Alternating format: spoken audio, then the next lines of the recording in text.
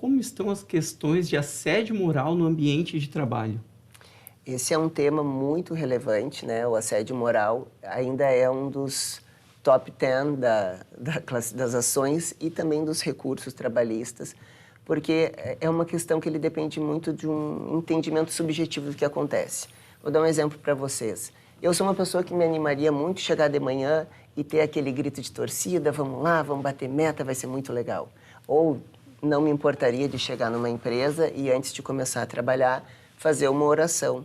Mas tem pessoas que acham que isso é extremamente constrangedor.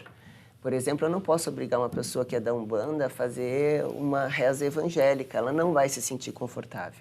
Assim como eu não posso constranger pessoas que não têm esse lado animado, que acha bom, até muitas vezes as pessoas já estão meio em depressão, fazer elas ficarem gritando, vai dar certo, vai dar certo.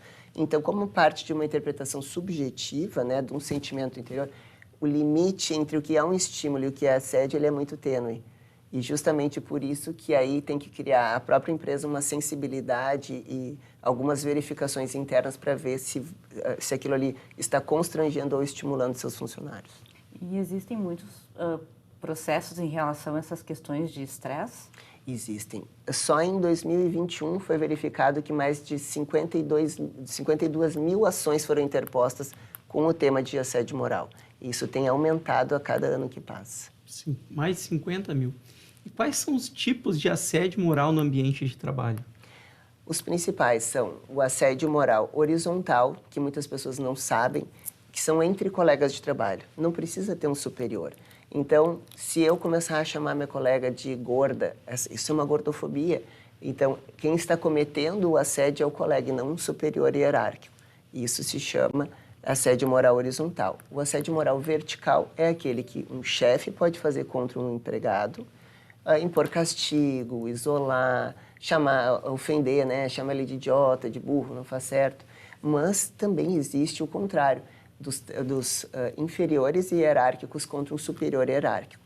Teve um caso muito famoso numa agência bancária em que os empregados eles se sentiam tão constrangidos a ficar batendo metas que eram praticamente impossíveis, que eles resolveram fazer uma greve e colocaram uma faixa na frente do banco. Nessa agência possui um chefe assediador. Por quê? Porque eles todos começaram a ficar revoltados e daqui a pouco quem estava cometendo era eles, porque eles começaram a ofender. Foi um caos, assim, mas para vocês verem a frequência com que isso acontece.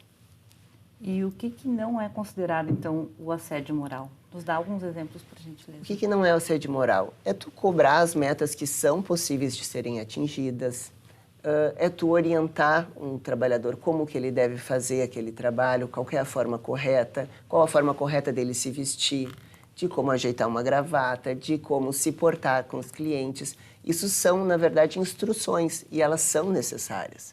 É diferente, por exemplo, de tu simplesmente chegar num ambiente de trabalho e tu determinar que existe uma meta e quem não atingir aquela meta vai ter que ficar com um nariz de palhaço durante todo um dia. Imagina. Ai, não, né? Mas isso é muito frequente, a gente acha que não. Teve uma condenação, em São Paulo ainda tem, aqui em Porto Alegre não existe mais, ao lado do Carrefour, do supermercado, tinha uns postos. E aí eles estabeleceram uma meta. Quem não atingisse aquela meta, eles fizeram os trabalhadores tirar o capim de toda a volta do posto com a mão e quando terminassem eles tinham que sentar no banquinho da vergonha onde passavam todos os carros. Imagina.